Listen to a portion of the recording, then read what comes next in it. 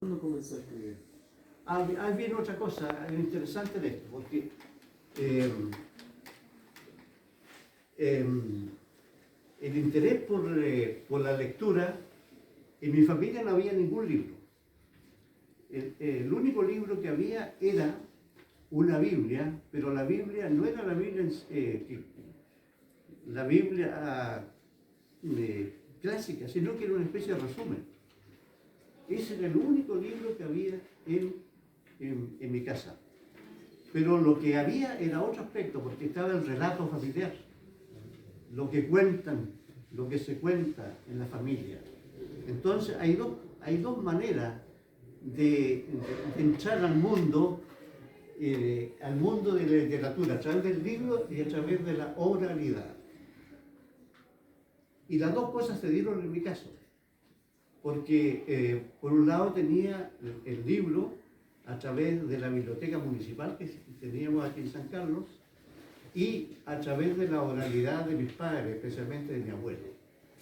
Por lo tanto, esas fueron mis fuentes para nutrirme de esta especie de podríamos decir, sabiduría popular y por otro lado el libro clásico. ¿Y qué significa eso? Que cuando uno lee, o sea, si tiene este hábito de la lectura, nunca va a estar solo. Realmente, nunca va a estar solo uno con un libro. Es una fuente inagotable tener esto. Yo digo, hay dos maneras que uno no puede estar solo. Por el libro y aquellos que saben música. El que toca un instrumento también nunca va a estar solo. Siempre va a tener la posibilidad de hablar con alguien, sea el instrumento, la guitarra u otra cosa. Y también con el libro nunca va a estar solo. Y además desarrolla la fantasía, la imaginación. Son cuestiones extraordinarias y fabulosas que no se pueden perder, porque estamos perdiendo algo que es muy valioso en el desarrollo de la persona. Bueno, se puede hablar mucho sobre esto, pero yo le voy a decir otra cosa más vinculada a este mismo proceso. El primer año yo no aprendí a leer. Creo que fuimos 3 o 4 los que nos aprendimos a leer el primer año. La profesora incluso nos llevaba a su casa para que nosotros prosiguiéramos el aprendizaje y alcanzáramos a leer. Pero yo no alcancé a leer en primer año.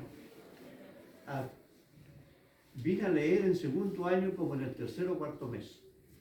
Porque yo solamente juntaba las sílabas, pero no podía darle forma de palabra. Si yo podía, por ejemplo, para mesa, por ejemplo, yo solamente podía decir mesa, pero no le daba sentido a la palabra. Pero cuando logré descubrir que las dos sílabas significaban mesa y tenía vida, fue un descubrimiento extraordinario para mí. Y desde ese momento me puse a leer, realmente, en voz alta. Y fue tal este descubrimiento para mí, fue algo extraordinario, maravilloso, que yo le leía a mi familia en voz alta. Y a ellos les gustaba que yo les leyera en voz alta. Pero ocurrió algo posteriormente, que dejé de leer en voz alta y leí solamente para mí. Fue un acto egoísta, pero porque me daba placer leer para mí, pero eso fue un acto egoísta por otro lado, porque a mi familia ya no tenían el lector en la familia.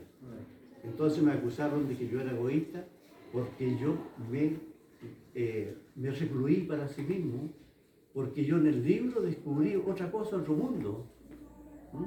Y desde ese momento la verdad es que yo creé mi propio universo en ese sentido.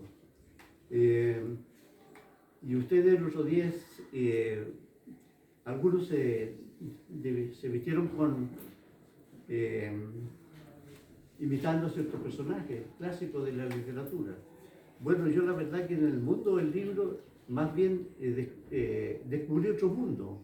Me identifiqué con personajes y también mi imaginación me llevó también a crear otros mundos.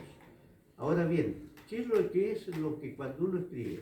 La verdad que es un desafío en el sentido que lo que uno crea es que crea otra cosa. Es el acto de creación. Entonces, cuando uno llega a la literatura, realmente es cuando uno crea. Entonces se transforma en creador. Es otra cosa. Entonces, una creación incluso puede tener vida independiente de la persona que lo crea. Hay personajes, ya entrando en el proceso mismo de la escritura y de la creación, a veces el acto de creación es un proceso en que, en cierto modo, la persona crea un mundo y hace un desafío incluso a Dios. Porque el gran creador, usted dijo, pero uno puede crear también su propio mundo y crear personajes también. Pero estos personajes a su vez pueden tener vida propia. Se escapan. Mire, un ejemplo muy típico. Aquí se mencionó Cervantes y su libro, ¿cierto? El ingenioso Hidalgo de la Mancha, Don Quijote, pero Don Quijote murió Cervantes, pero sobre el personaje que creó, él vive, es inmortal. Vive todavía. ¿Quién no conoce a este personaje? El personaje vive, tiene su propia creación, se puede interpretar de diversas maneras, se le escucha hablar, etcétera, etcétera. Bueno, de esa manera puedo yo de alguna manera decir, así de forma un poco desordenada, lo que es este proceso de creación.